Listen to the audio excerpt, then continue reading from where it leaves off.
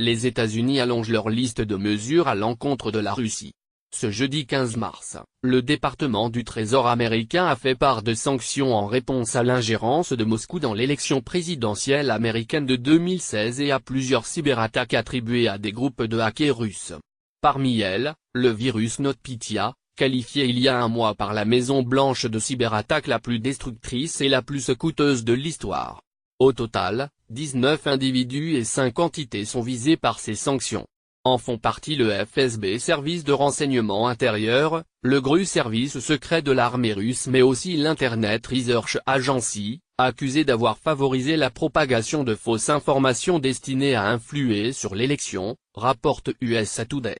Plusieurs des personnes visées ont été inculpées dans l'enquête du procureur spécial Robert Mueller sur l'interférence russe lors de la campagne présidentielle, qui a porté Donald Trump au pouvoir. Les sanctions se traduisent en particulier par le gel des avoirs des personnes concernées et l'interdiction pour des sociétés américaines de faire des transactions avec elles. Une liste de 200 responsables russes. Le Congrès s'était déjà prononcé pour des sanctions contre la Russie, sans annoncer de mesures punitives immédiates. Seule une liste de 200 responsables russes avait jusqu'alors été établie par le Trésor. Fin 2016, Barack Obama avait déclaré persona non grata 35 membres des services de renseignement russes, en raison de ces mêmes soupçons d'ingérence dans l'élection présidentielle américaine. Tous avaient alors eu 72 heures pour quitter le territoire. Dans sa déclaration, Barack Obama invitait les pays amis et alliés des États-Unis à travailler ensemble pour contrer les efforts de la Russie visant à saper les bonnes pratiques internationales et à s'ingérer dans le processus démocratique. Les relations entre les États-Unis et la Russie ne sont pas au beau fixe. En septembre dernier, Washington a fait désinstaller tous les antivirus russes Kaspersky de son administration.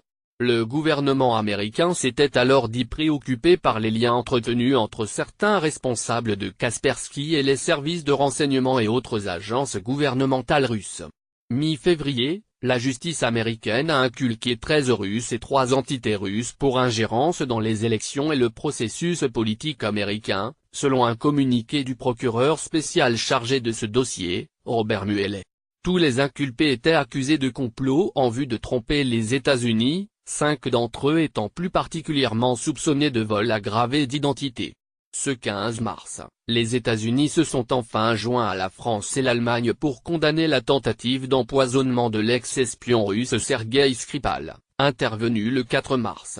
Les 3 pays appellent désormais la Russie à répondre à toutes les questions liées à cet empoisonnement, estimant que la responsabilité de Moscou en est la seule explication plausible.